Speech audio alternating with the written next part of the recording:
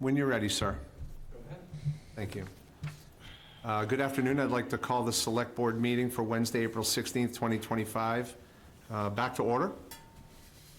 And we are awaiting our next candidate. Angelique will bring the candidate up at 3 o'clock. Thank you.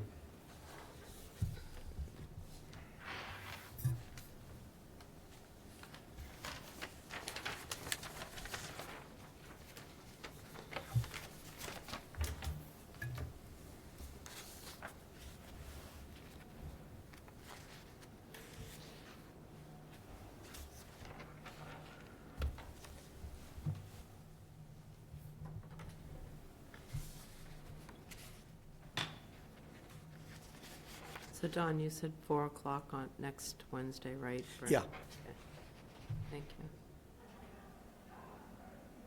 That was definitely a recruit. Oh, yeah? Ham knows her from the hospital, who were looking for a medical person, because Matt Antoine, Michael knew about it. Matt's a great guy, really smart guy, but he had no time. Couldn't go to anything.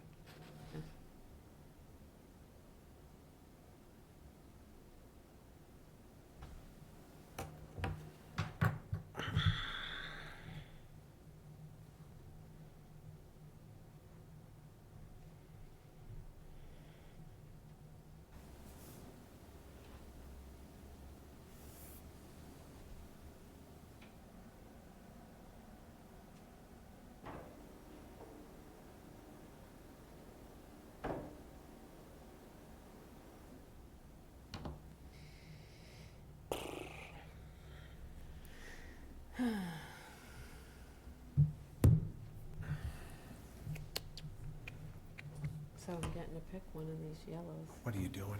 And What are you doing? It's gonna be my Hanky's buddy. What are you doing? That's my birthday Was she present. taking pictures of your shoes now? No, well, maybe. They kind of look like my shoes. They're adorable. What? Are they? I know. Big dogs or cats too far away from The dogs. All right, we have to be professional. I'll show you later. Okay. This is Brittany Icapone. Hi, Brittany, good afternoon. Hello there. Hello. The Select Board will introduce themselves when they're asking the question. Okay.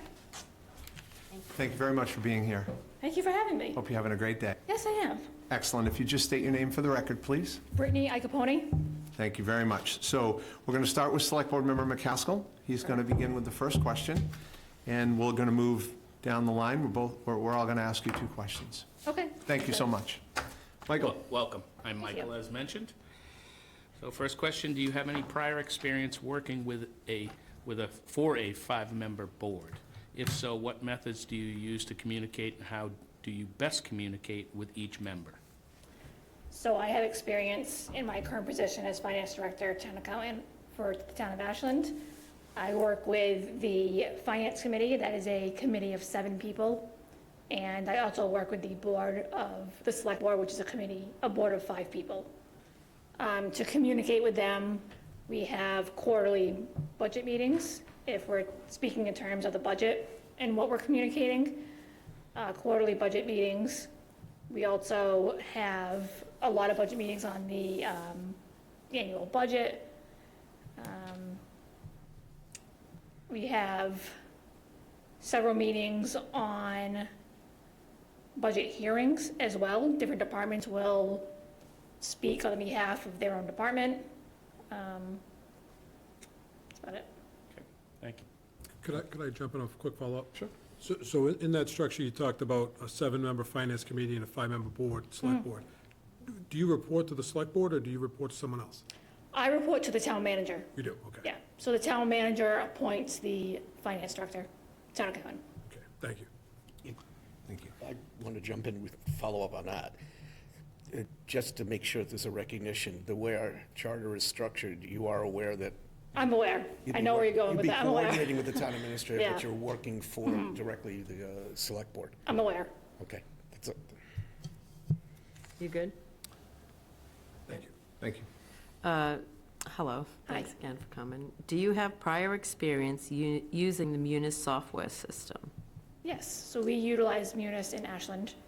I've had direct experience with it for the last 12 years, the last 10 years in Ashland, and 2 years prior to that in the city of Fall River. Okay. So a follow-up to that is, if so, do you find it to be an effective system? Are you able to generate the necessary reports and extract the necessary data to support your job functions along with the requests of other departments and boards? So Munis is a very advanced enterprise system. I think that it's capable of a lot, but it's also very expensive. So in order to have all of the functionality of the enterprise system, you need to not only have access to the other modules and pay for them, you have to go through the implementation, the training. So I do think that we're not utilizing Munis as fully as we should, but there's kind of a cost benefit analysis there that needs to be done. So I do what I can with the information that I have and the reports that can become available from Munis. So I can do my job with the modules that we do have. Okay. Thank you. Okay to jump on that for 1 minute? Sure. Thank you. So can you expand on the modules that you don't have that you would like to have access to currently? Sure. So one of those modules would be the PO module, which is the purchase order module.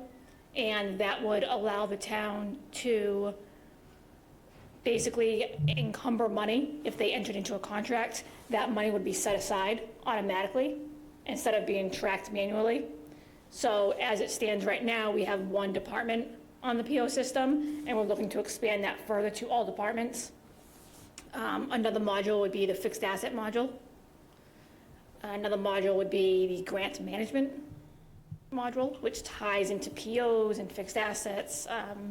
So there's several modules that I think would be useful to myself in my position, and then just also the town, the audit. We're looking into time and attendance. Right now it's done manually, or it's done via Excel.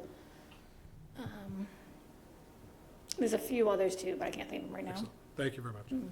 Thank you.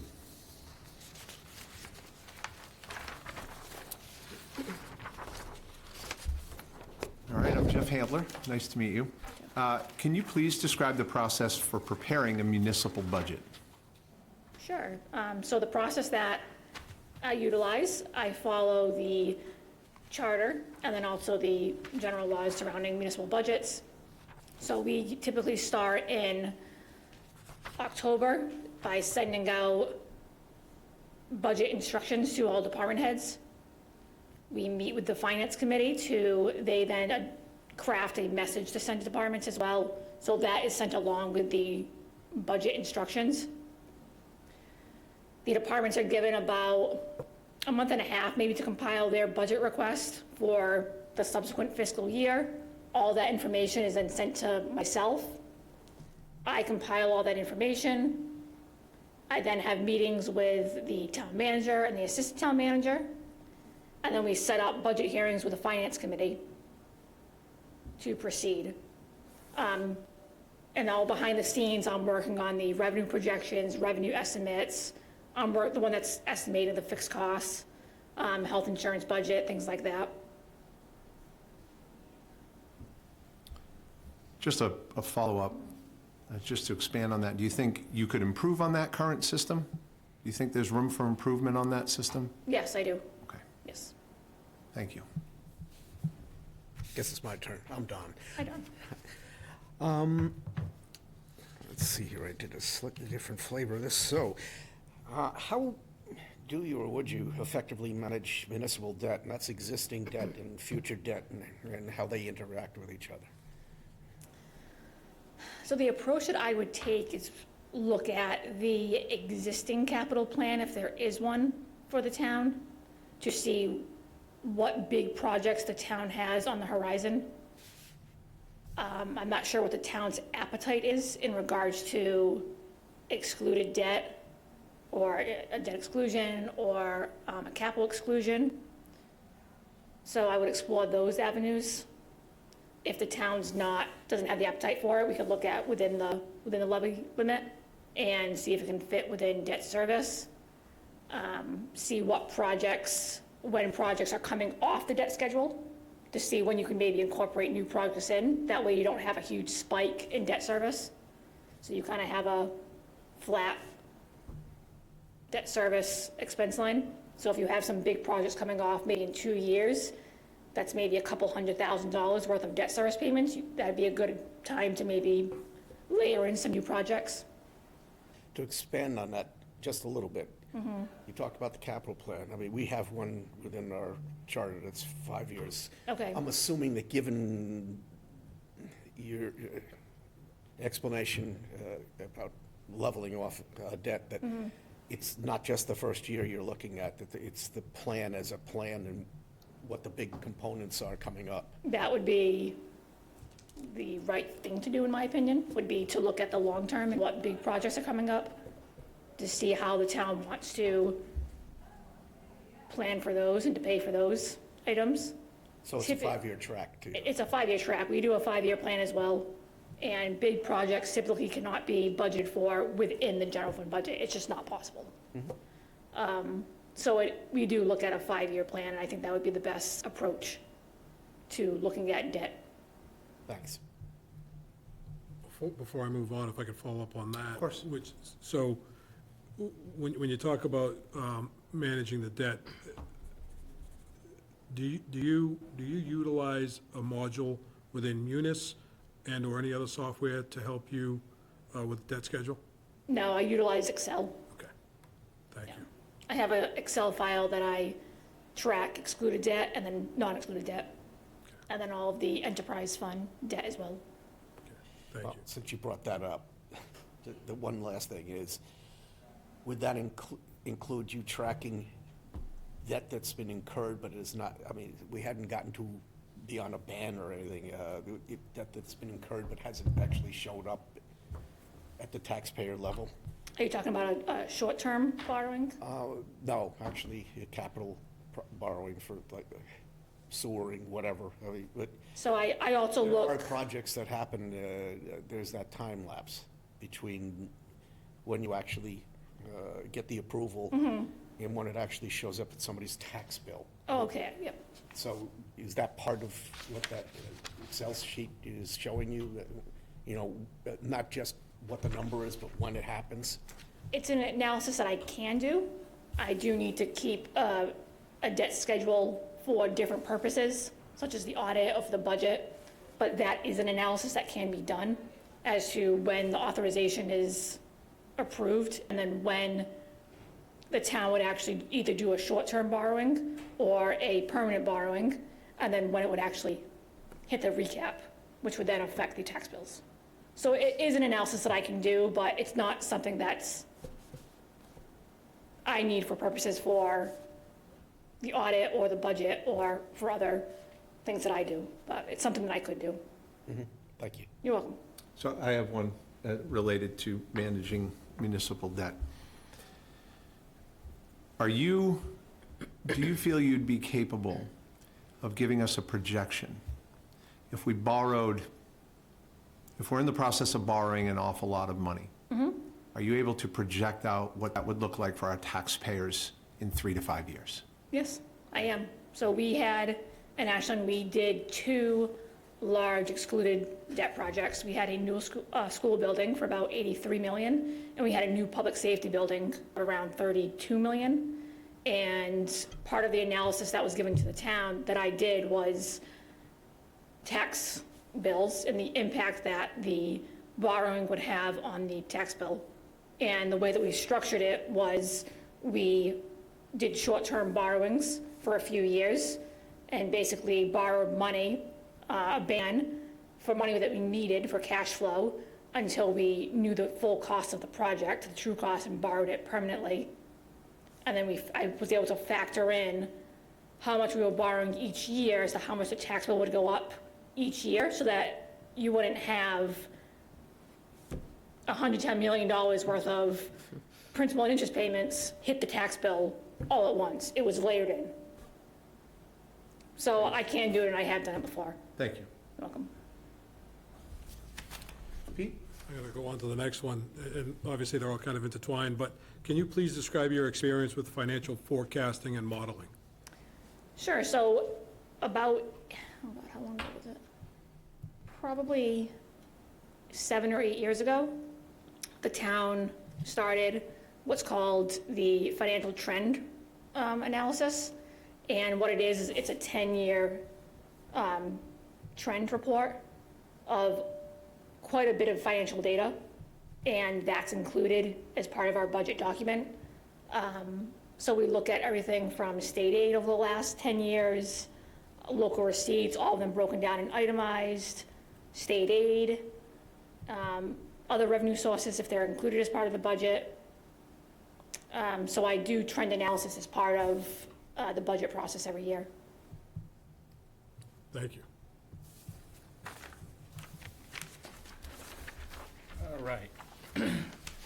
How do you ensure compliance with the various regulations within municipal finance?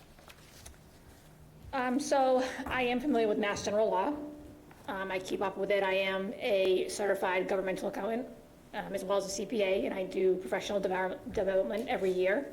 I do attend the conference, annual association, every year to keep up on different regulations that are coming out or different bills. I read all the bulletins that come out from DLS to make sure that I'm up to date on all of any updated bills or new standards.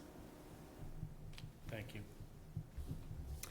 Are you familiar with the Community Preservation Act and specifically how the funding is supposed to be categorized and dispersed? If so, please provide some specific details. Sure, so we have the Community Preservation Fund in Ashland.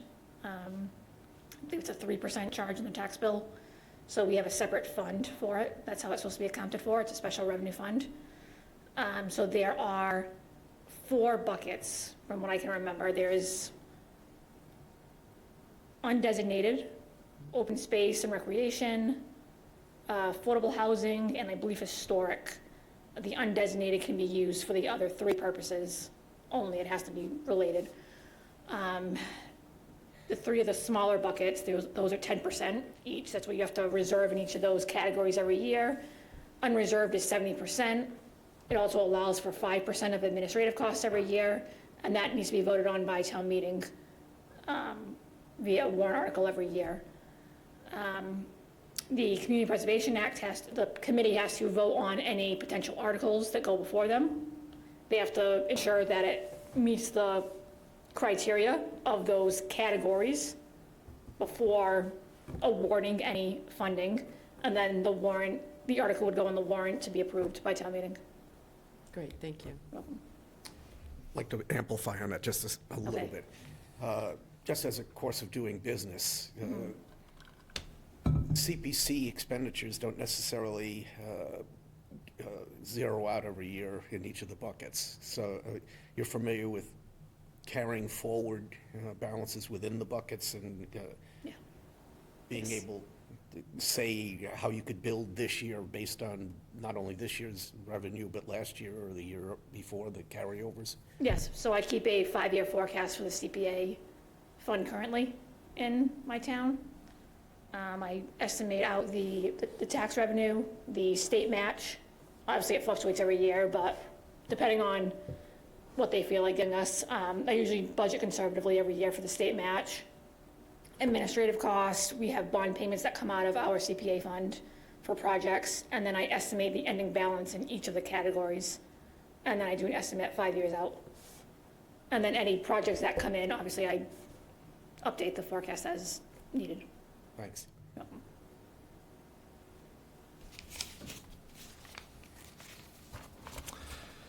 You discover an error in a report or process that could have a significant consequence if not addressed immediately. What steps would you take to resolve this issue? Good question.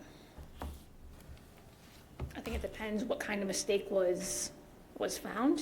If it was truly a mistake and it was unintentional, I think my first thing that comes to mind was it intentional or unintentional? Depending on what avenue was taken, will depend on what track I go on. If it was an unintentional mistake, we're gonna go with that one. Then I would meet with the person that potentially made the mistake or error and go over what it is that they have to do to correct it going forward. I don't think it would require anything more than that. If it was the other way and it was an intentional error, then that would be a different conversation with probably HR and another department. Thank you. Yeah. Just building on that, a second, I hate to be a pain, but given the fact that the question has significant consequences, who do you feel compelled to share the information that it occurred with? So if it had significant consequences, so if it was, I'm trying to think of an example that would affect, I would have to get HR involved if it was significant, because that would be a performance issue, obviously.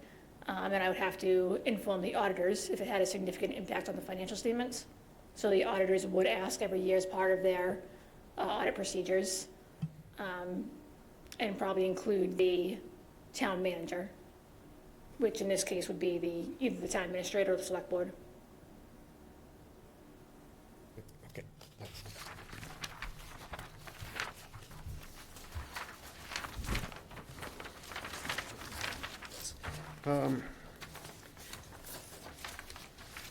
These are pre-planned, so it may or may not sound like it applies to you. Have you prepared municipal operating and capital budgets and given budget presentations to governmental bodies? That's part A. And part B is, during the presentation, have you ever been asked a question that you are not sure of an answer for, and how did you handle it? Sure, so I've been compiling the budget for the last 10 years, 9 years, 10 years. And I have given presentations to the select board, not only on the general fund, but also the enterprise funds as well. I'm responsible for the rate setting and proposing recommendations for the rates on our water, sewer, trash, fields, stormwater, cable. We have 6 enterprise funds. So that's my responsibility. So I have given presentations, a lot of presentations, if I feel a rate increase is needed for the enterprise funds. As far as the general fund is concerned, yes, we do presentations every year in front of the select board, the finance committee. Yes, there are questions that I don't know, and write them down, research them, and get back to them as soon as I can. What do you say in the I interim? say I don't know the answer to your question right now, but I will research your question and get back to you with the facts, or the data that you have requested. Thank you.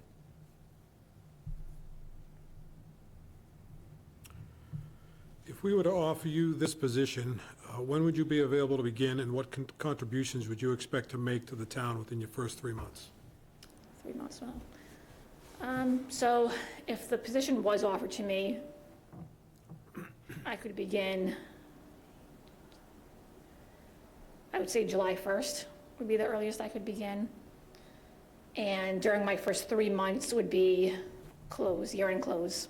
Obviously, we're on a June 30th fiscal year, so the first contribution would be to close the books and submit the balance sheet in a timely fashion and get free cash certified for the town. So the balance sheet is due September 30th, which is exactly 90 days, 3 months. But who's counting? That's fine. So with that said, you walk in the door July 1, right? So you need to close the books, but you're walking into a brand-new community. How would you go about balancing closing the books and looking forward at the same time?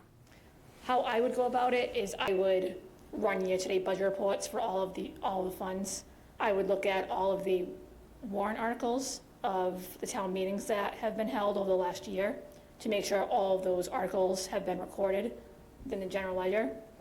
I would meet with the consultant. I know you've hired a firm to do the accounting. I would meet with them to see where the books have left off, if they're still available in that capacity, if the board allows it. I would like to meet with them to see where they are in terms of different reconciliations. I would meet with the staff to see what it is they do in terms of year-end close, if they do anything,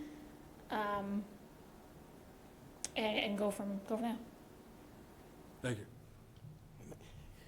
And this is our all-encompassing wrap-up question. Is there anything that we have not asked you heretofore that you would want to share with us?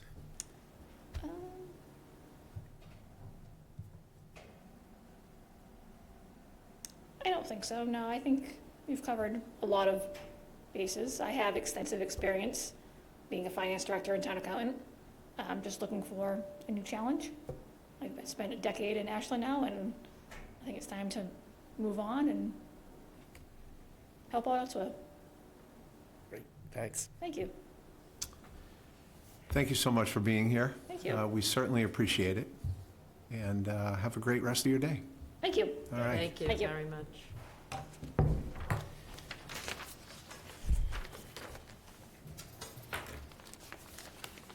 You can actually, I'll go that way. Pete? Brittany, before you leave, could you pronounce your last name one more time? Ike Capone. I. Capone? Thank you. You're welcome. Mr. Chair, I make a motion to recess until 4 PM.